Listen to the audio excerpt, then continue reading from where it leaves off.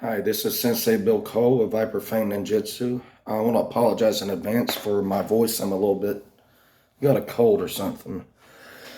But today's video is on a new series of weapons, less lethal weapons, Kubotans particularly. You can buy these on a key ring. I need to get a key ring for this, but this is aluminum knurled handle. The grandfather of this, if you got a lathe, is the Owara stick. They're used similar techniques on both weapons. But these are fancier than this. You can see some craftsmanship goes in.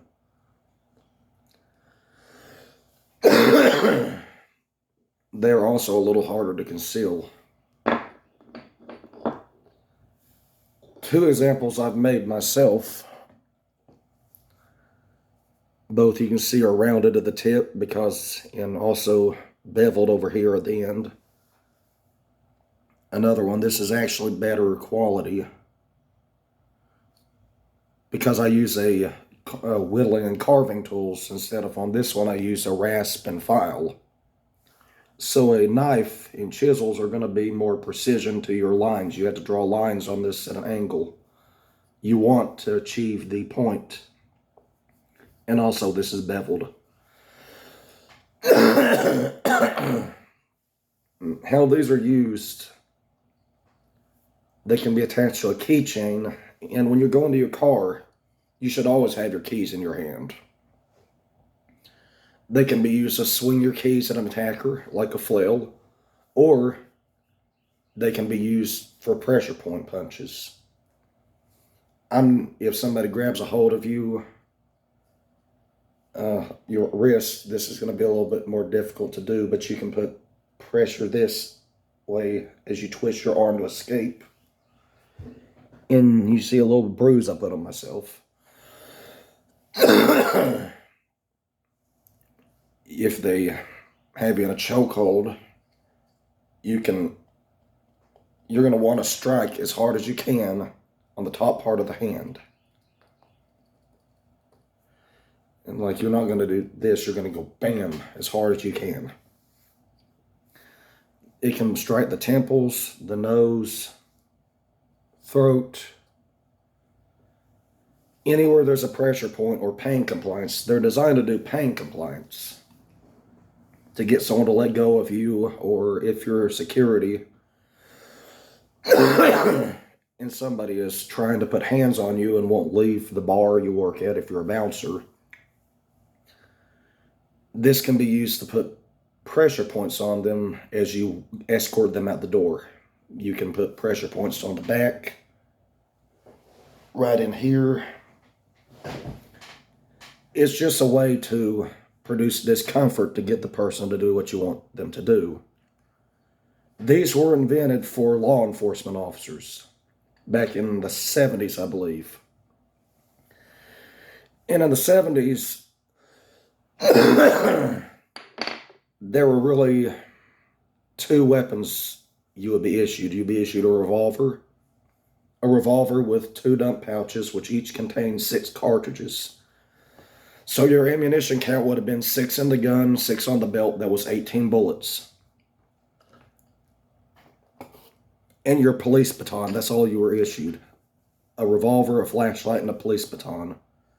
Your flashlight would have probably...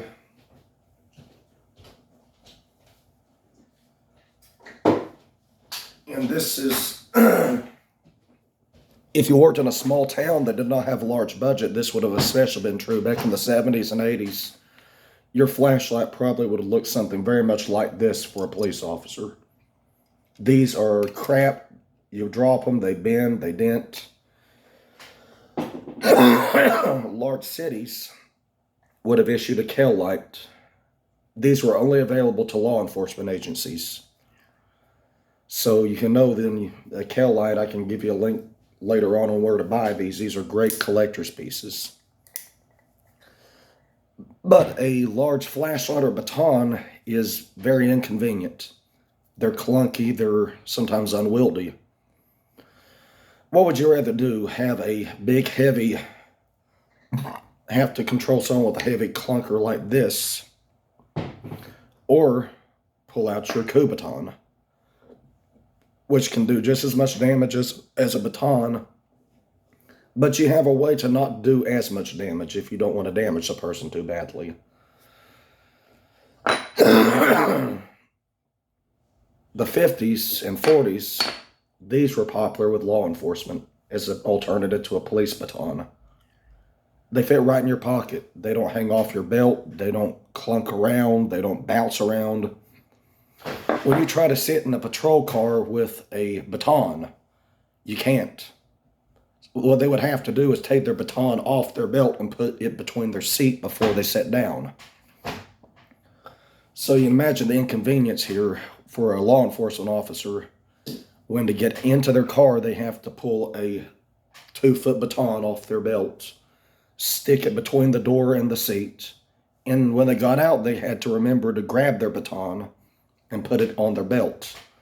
With this, it just sits in your pocket. You can get in and out of the car with it still on you. This you can as well.